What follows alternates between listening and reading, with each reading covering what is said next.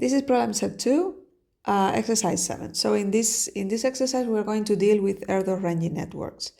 In this case, we have a specific network with a number of nodes, okay, a specific number of nodes, and a probability of any pair of nodes of being linked to each other. The first thing that they're asking me is the average number of links. So in this case, it's quite easy because since we have a binomial distribution, then we have that the probability, the total possible links that there can be is n times n minus 1 divided by 2, okay? This is the total number of pairs that we have for n nodes.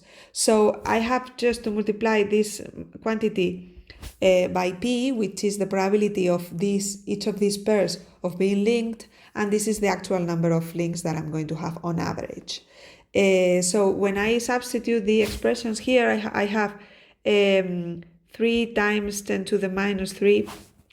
Well, and n minus 1 would be 2,999 over 2 times 10 to the minus 3.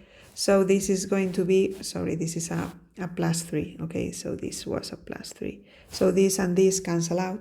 And in the end, what I have is just something which is close, really close to 4,500 links. So this is on average, the number of links that we have in the network. In questions B and C, they're asking me the regime and the critical probability for this number of nodes. The regime meaning if we are already in the giant component regime or we are out, or we are before that. So in this case, since we have 3,000 nodes, then we know, okay, that I'm going to answer this first.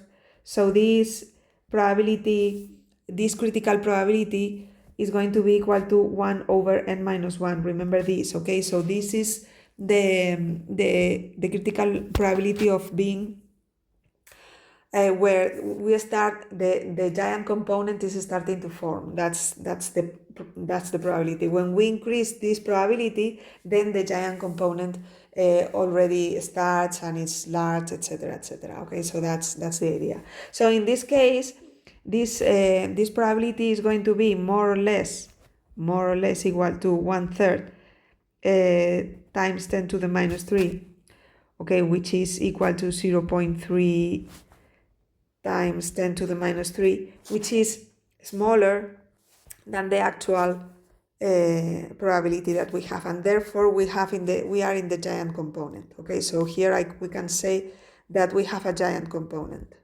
already formed.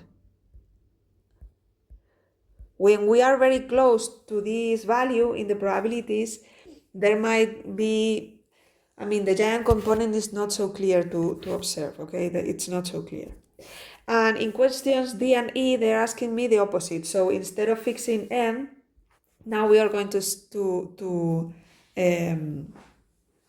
fix the probability, and then which is the number of nodes where we start to see a giant component. Okay, so in this case, I'm going to use exactly the same expression, but instead of writing p in terms of n, I'm going to do it the other way around. So in this case, NC minus 1 is going to be equal to 1 over p.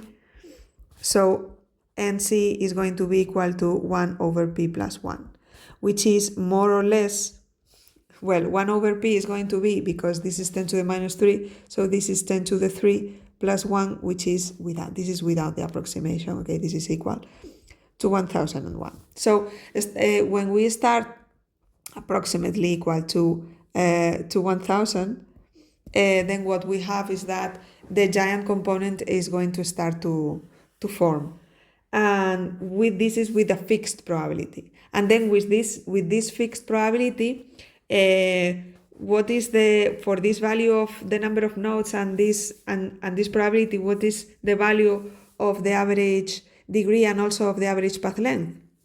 For the average degree is quite easy, because always at the critical point, no, not like this, but like this, at the critical point, the average degree is equal to 1. Okay, so that is the critical point where we have that the giant component is going to start to form, okay, to generate. And now for the average path length, then we are going to use the formula. But in this case, we are going to find a little problem because the formula states that this is equal to the logarithm of n over the logarithm of the average degree. But since we have just seen the average degree is equal to 1, so the logarithm of 1 is 0. So this is not well defined, okay? And why is that?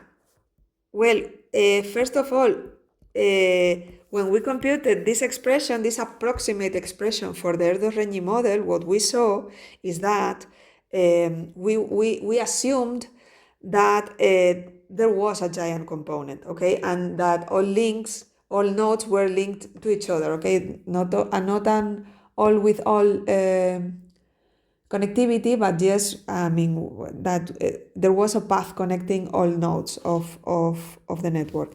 So in this case, when we don't have a giant component, or at least a quite good, not very giant, but a large component, then we cannot. I mean, most of the nodes are going to be disconnected, or there are going to be many disconnected components. So in that case, this average path length is not going to be well defined. And question F asks about the degree distribution of this network, meaning this original network. Okay, so this is going to be the original network. And in this case, we are just going to use the Poisson degree distribution. So for the Poisson degree distribution, remember that this is equal to z to the k over k factorial times e to the minus z, where z is the average degree.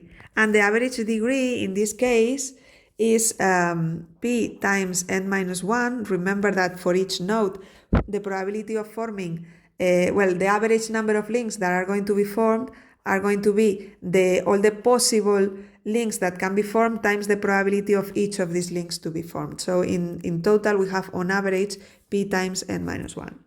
And this is equal to, to 999 times 10 to the minus 3, which is 2.999, or more or less, this is equal to 3. So this is going to be the expression of the probability distribution. The only difference, if instead of this number I use this number, is that, well, the Poisson distribution is going to be slightly, instead of, the difference is so small that I can even use 3. Okay, so that's the question.